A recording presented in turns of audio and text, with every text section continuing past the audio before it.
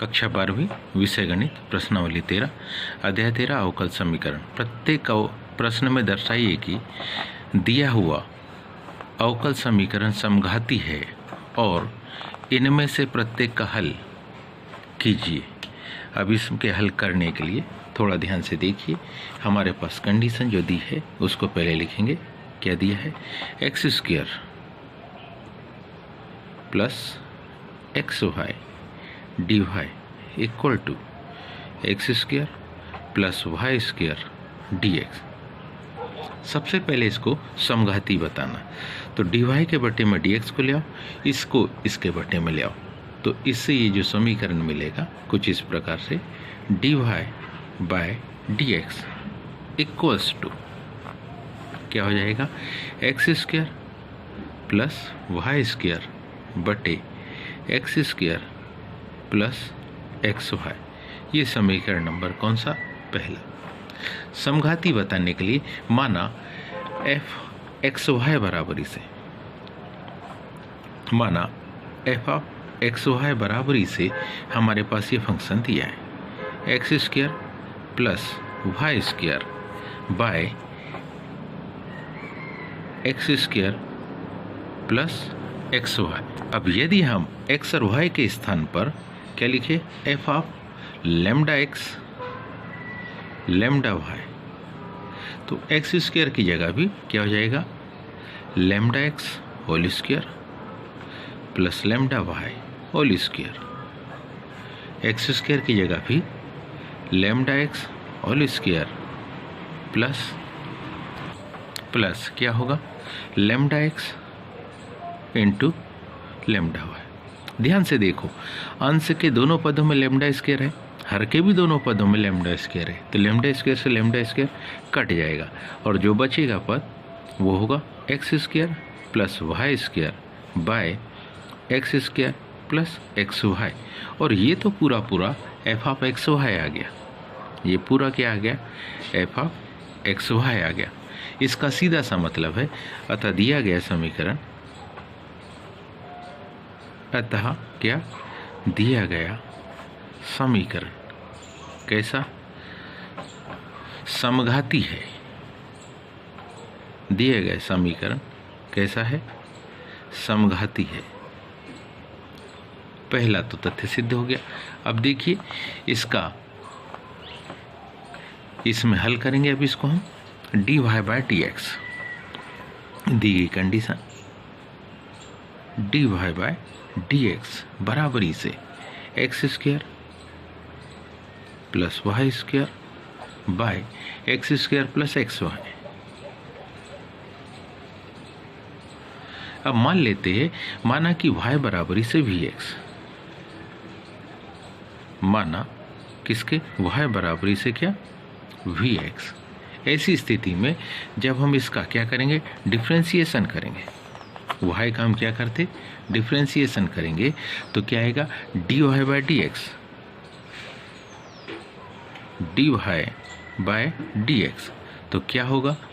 We x है, x का differentiation करेंगे तो वी बचेगा, और अगर हम वी का डिफ्रेंसिएशन करेंगे तो d v by D x आएगा। तो यही हमारे पास में, अब यहाँ भी हम यही चेंज करेंगे। मतलब क्या? D Y by D x v plus x d v by D x यहाँ लिखेंगे। यहाँ क्या लिखेंगे? V plus x d v by D x. X square को तो वैसे ही रहने दे, फिर क्या? वाई को वी एक्स में चेंज, मतलब इस प्रकार से वी स्क्वायर किसको चेंज किया? वाई को। काहे में? वी एक्स में, तो v square x square plus x into v x हो जाएगा। ये भी एक्स स्क्वायर बन जाएगा। तो अंश में भी एक्स स्क्वायर है, हर में भी एक्स स्क्वायर है, तो इससे ये पूरा क्या होगा? कट जाएगा। इससे जब ये पूरा कट जाएगा तो यहाँ क्या बचेगा? 1 plus v square by 1 plus v. अब यदि इस v को दाहिनी तरफ हम क्या कर दे? पक्षांतर कर दे, तो बाएं तरफ जो बचेगा वो वैल्यू होगी x dv बाय dx बराबरी से 1 plus v square 1 plus v minus v. जब इसका हल देखेंगे आप x dv बाय dx बराबरी से क्या एलसीएम आएगा 1 plus v 1 plus v square minus v का दोनों पदों में गुना हो जाएगा तो माइनस वी, यही होगा माइनस वी स्क्वायर। क्या वी स्क्वायर से वी स्क्वायर क्या होगा, घट जाएगा। तो किसकी वैल्यू आ गई, हमारे पास वैल्यू आ गई x, हमारे पास वैल्यू आ गई x dv बाय dx। इसकी वैल्यू आ गई क्या 1 माइनस वी 1 प्लस वी। अब हम क्या करेंगे, ये x बटे dx को दाहिनी तरफ और इसको बाईं तरफ पक्षांतर कर लेंगे।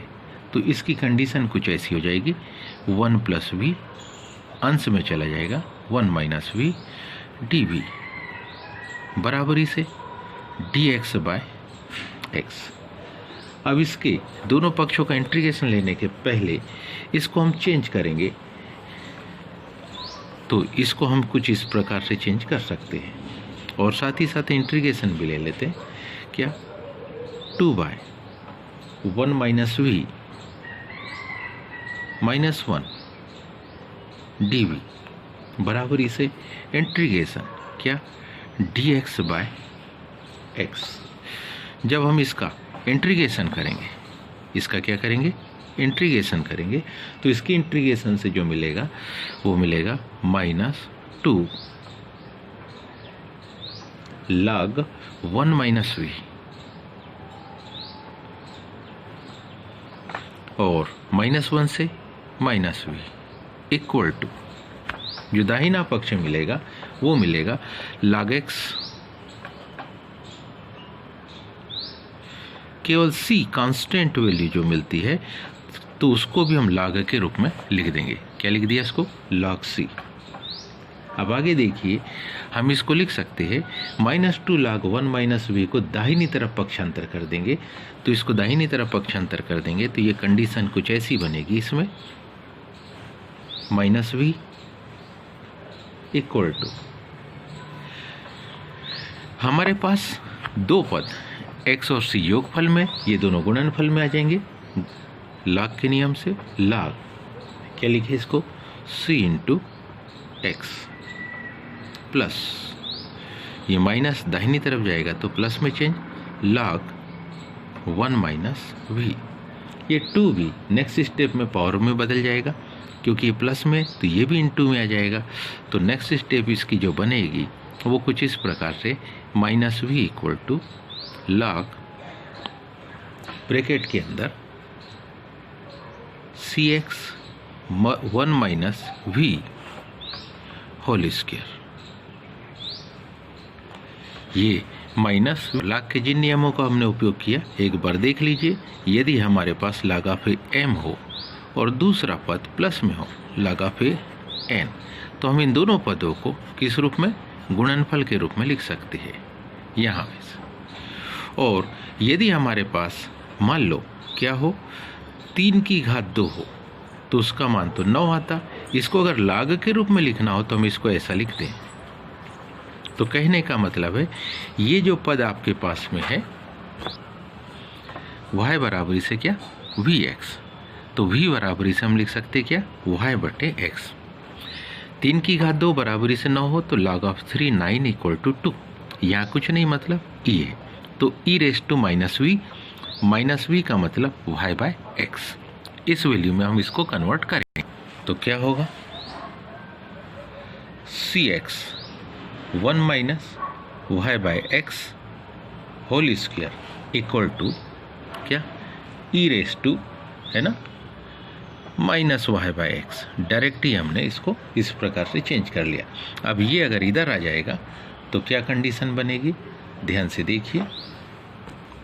यहाँ बटे में x स्क्वायर है, एक एक्स से एक्स तो कट गया, एक्स को इधर ले जाएंगे तो यहाँ पर ये जो वैल्यू बनेगी सी, क्या, एक्स माइनस वाई, यहाँ क्या आ जाएगा X minus Y whole square E raise to किसके, E raise to minus Y by X, किस में, Y by X equal to x.